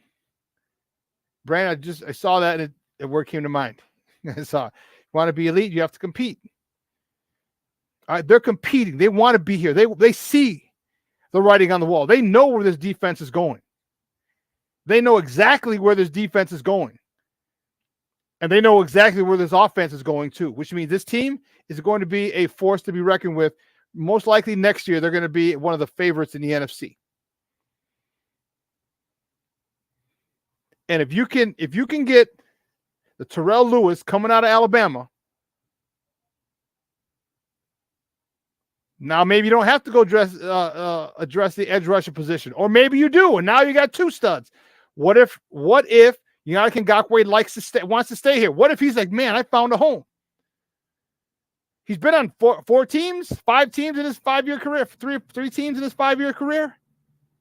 Maybe he wants to stop freaking moving and settle down. And maybe he vibe with these people, with this defense. Maybe he vibe with Eddie Jackson. All right, Kyler Gordon, Jaquan Brisker. Maybe he just vibe with them. You know what I'm saying? And he's like, you know what? I want to stay here.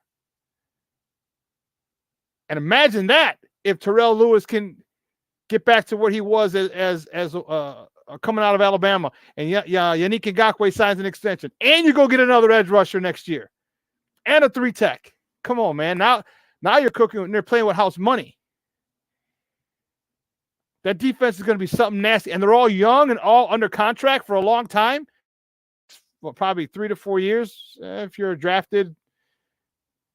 3 years, maybe 2. But you got this defense together for a minute. There's so many good things going on about this, and it's really got me excited.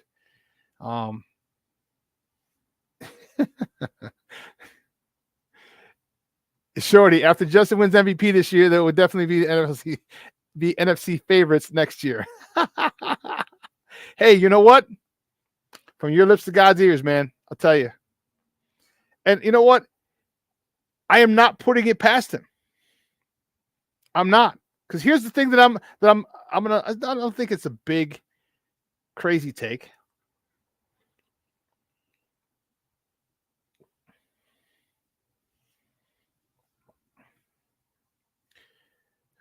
You've all heard of the phrase, the sum is greater than its parts, right? But we also all know, most of us have played football and we've lived it, that there are elements, okay, when combined with other elements, give them a lot more strength. Basically the same thing. The sum is greater than the parts. Okay. So you add this and this, and it creates a crazy, compound. Just these 2 things. And separate, they're nothing. Okay, or they're minimal. The Justin Fields, DJ Moore combination, 1-2 punch, is going to be that exact situation. Okay. Justin Fields, it's been 2+ seasons. Well, 2 years ago, he was at Ohio State. It's been 2.5 years since he's had a receiver like DJ Moore. He had a shitload of them at Ohio State, don't get me wrong, but he hasn't had one since. DJ Moore hasn't had a quarterback in his career in the NFL like Justin Fields. Those two together, it's going to be magic. It's going to be magic.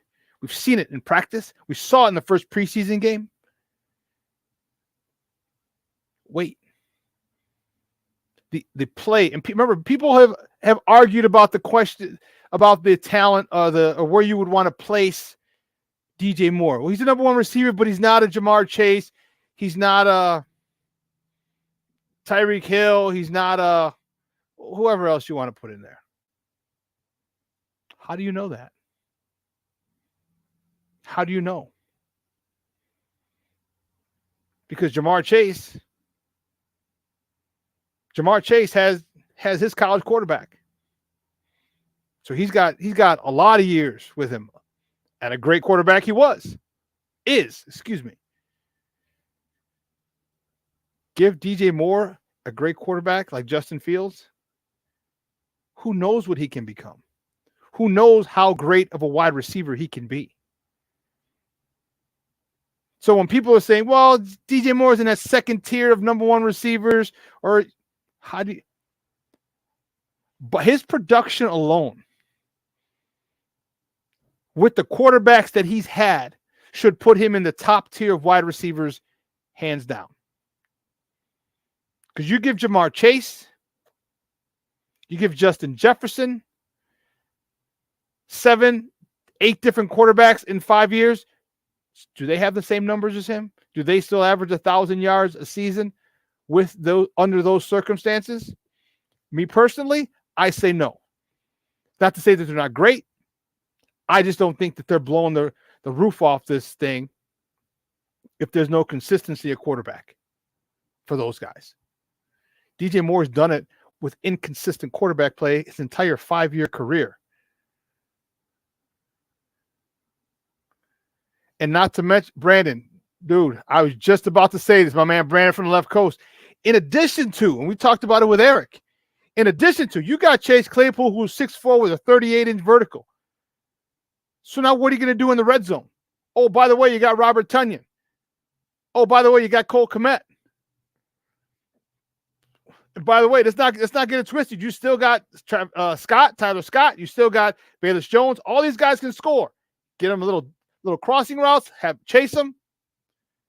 But you got a solid number 2 receiver like Brandon saying here. Whether it be Darnell Mooney, whether it be Chase Claypool just going up and get it in the red zone or for key third downs, you cannot double team Chase Claypool. You cannot. Because if you don't double team DJ Moore, it's going to him. And and he showed you. He's shown you. Give me the damn ball. Because I'll make a damn play. He's shown you that. He's not a guy, and this is why it's so important that pick, because you don't have to worry, can he be great? You're not drafting him saying, can he play at the next level? He was great at this level. And we saw that. The first day they put on pads, the first spring training, I said spring training, the first preseason game, you saw it.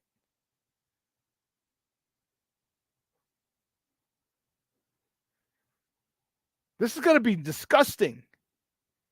What are you going to do? And let's not forget Bayless Jones and Tyler Scott running little crossing, little pick routes, underneath routes. Get it to them and have them run? Come on now. I told you, I would love to be Luke Getsy. You have tons and tons of talent. I would love to be Coach Williams. You have tons and tons of talent. How creative are you going to be? How creative are you going to be? Offensively, defensively? And defensively, I mean, on third down, you're not going to first and second down. All right, you're stopping the run. You stop to run a first down, probably going to run it or maybe pass it because they're 2nd and 8. You keep teams in 2nd and 8. The teams are going to want to run the ball 2nd and 8 a lot. They're going to want to get some of that back so third down can be minimal. These guys, Brandon's you're going to make me buy Madden today so I can start repping this how the season will play out. Oh my God, man. Yeah, DJ as a decoy because he commands 2 people, period. Are you going to be the defensive coordinator that decides not to double team him? Are you going to be the defensive coordinator who decides not to shade the safety over his way? Is that going to be you as a defensive coordinator? And then he beats your ass. He just destroys you because you didn't have the safety. You didn't have him bracketed. You didn't have the safety shaded over. They're going to look at you like, what the hell were you thinking? This is DJ Moore.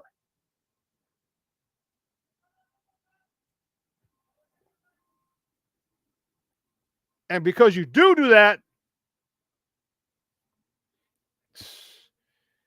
Chase Claypool, you better eat. This is your contract year. Darnell Mooney, you better eat. This is your contract year. Robert Tonyan, you better eat. You got a whole city and a team to impress, seeing that you came from up north. Robert or Cole Kmet, you better eat. You just got that big contract after one good year. Tyler Scott, you want to stay here for a long time? You want to make an impression? You better eat. Everybody's got a shot. Everybody's got a reason. Everyone's got a reason. And that's got me excited. Man, DJ as a decoy. You know, and I'm a little sad, but then again, I have to take it with a grain of salt. You know, you get everyone. It bugs me when you get these non-football people. It bothers me, and I know I say that a lot. But they know how to get clicks. Oh, Justin Fields is 6 for 6 in 7-on-7. Justin Fields is this and this. 7-on-7. It's nice, but there's no pressure. Okay? They're running vanilla. The basic foundation of this offense is what they're running in these team practices.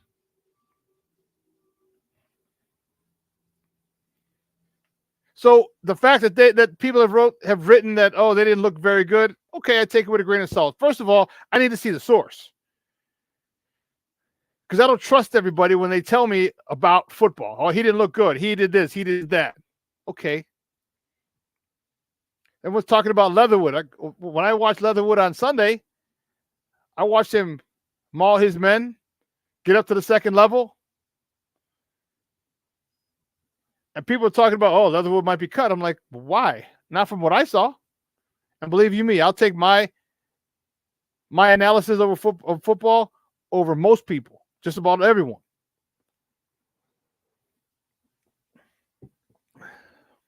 There are a lot of guys who are probably as good as me. Very few who are better. A lot of guys who are as good as me. Very few who are better. So I need my eyes to see. My eyes to see. And that's why I was asking. Anyone wanted to go to Indy? No, man, I should have called you. I should have reached out to you. Let's go down to Indy. Let's go down and come back. So in the future, you know what? If they play Indy next year, or if they play, you know, I'm telling you, when I was at the game and I was at camp, Alex Leatherwood, first of all, you didn't hear his name. You didn't hear his name, which is good. Holding this guy, offside, false start, whatever. Didn't hear his name. That's for starters. That's a great thing. And two, when I watched came home, watched the game, dude, he is getting into his guy, getting up to the next level, cutting guys off. And then people this morning on the radio are like, yeah, he's on the bubble. I'm like, he's on the bubble. This is why you don't get people who don't know football to talk about football. Like, don't ask me to talk about rocket science because I'm not a rocket. I don't know shit about rocket science. I've seen rockets go up in the air. I've watched them take off from Cape Canaveral my whole life, but I don't know shit about rocket science. He's another one who looks, you say, looks comfortable. He's a guy who wants to stay. He's a guy who's found a place. And if you can find a place, in the NFL, especially, not just offensive line, any position, you're one play away from getting in. You're one play away from getting in and taking it to the house. By taking it to the house, I mean running it the rest of the season. One guy gets hurt. It lingers. Oh, man, he's out for the season. Man, that 1 or 2 game stint that you did just turns into the rest of the year. Now you make your mark. So listening to people like that, it's frustrating. Yeah, it is. But you have to understand the source. So it's not as frustrating for me anymore because when I hear people say things, I'm like, okay, it's him. Okay, it's him. I got to take that with a grain of salt. Real quick before we get out of here, hey, man, this chat has been jumping. Nomad hopping in here. Brandon Levinson coming in from the left coast. All right, I love it. Shorty's back in town. Mr. Shorty's back in town. All right, my guy Armando, my guy Junior, Armando Lara Jr. You know what I mean? This chat has been, whew, you guys are on it, doggone it. I love it. I'm looking at Charles Edward Bingham McDavid Sr. He's in the house.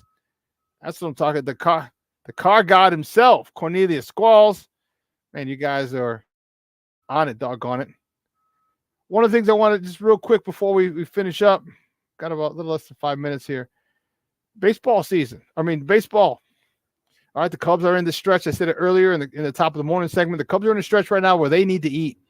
They should have taken two out of 2 from the White Sox. Now they're in a situation where they need to sweep. All right, you got Kansas City at home. Kansas City sucks. You need to take all 3 out of Kansas City. Then you go to Detroit. Detroit sucks. Then you go to Pittsburgh. Pittsburgh sucks. Here's where the Cubs, first of all, should thank and pray, be thankful to the baseball gods. They got this stretch of just shitty teams. Shitty teams. Remember I talked to you about this last week? They're smack dab in the middle of it. Smack dab in the middle. You come out, because you got 4 at Pittsburgh, 5, 6, 7, Detroit, 8, 9, 10, and 12 with the White Sox. So you're 1-1. You should have been 2-0. You can go on a 10-2 run, 11-1 run. Cubs do that, they're in first place. Cubs do that, they're in first place. And then they just have to maintain it throughout the rest of the year. White Sox, on the other hand, what's there to say? What's there to say? Except bring up some guys that, give them some time in the show, so you can send them down to Double-A next year, and then maybe bring them up at the end of the year. But there's nothing to say. This organization is full of shit. This organization doesn't care about the fans. This organization doesn't care about anything but making money. As much as I'd love to have a boycott, the whole first series. The home opening series, especially opening day, first and foremost. I want a bear in there. Less fans than there are now. Give me like 2,000 fans in a whole stadium. And it's not going to matter because they made $276 million last year. So if they drop to 250, oh boy, they're in the welfare line. But just to make a point, say, hey, we're tired of this nonsense. It's going to be a really, really warm weekend. I gave you the temperatures already. It's going to be 80 today. And after that, it's 90s. It's 90s. No, 85 tomorrow. 93 Sunday. 90 Monday. 92 Tuesday. 95 Wednesday. 92 Thursday. It's hot here in the Chi. So you know what? Enjoy it. Get out. There's festivals. There's a Pilsen Fest this weekend. I'll probably hit that. I'm going to my cousin's on Sunday, getting in his pool, hang out in the pool out there. Man, if you got someone with a pool, hit them up. Not, go to the beach. All right, you got the beaches here in Chicago. If you want to drive around, you can go to beaches in Indiana. You can go to beaches in Michigan. You got it. We got it. Okay, you got your son's jamboree tomorrow, weekend of football. Great stuff. Great stuff, B. Great stuff. I love it. I love it. Well, listen, 2 hours is come and gone. I want to thank my guest, Eric Lambert from Sports Mockery, for coming on, talking Bears football. And I want to thank you guys for coming on and jumping on and just keeping this chat room jumping. All right. I love it. And I appreciate it. Enjoy this weekend. It's going to be fun. It's going to be awesome. All right. Low to mid 80s, high 90, low 90s on Sunday. Beautiful. Enjoy your family, your friends, your loved ones. Okay. Please do. You don't know how long you have left. Man, those of you know, I just had my aunt just recently passed, and that was my mom's best friend, and that was one of my, my godmother. And it's tough. We're still going through it. So when I say make sure you spend time with your loved ones, do that, man. You just never know. All right? Well, guys, for everyone here at Sports Zone Chicago, from Elliot Baez, our executive producer, to Clarence Council III, our social media guy, and to Maya, my co-host, I'm your boy, the SuperBack, Shawn Sierra. Guys, have a phenomenal weekend. I will see you guys on Monday, same bat time, same bat channel. And guess what, folks? Summer of Shawn is still going on. Bad Boy Summer is still going on. I'll see you on Monday, though. Your boy, the SuperBack. I'm out.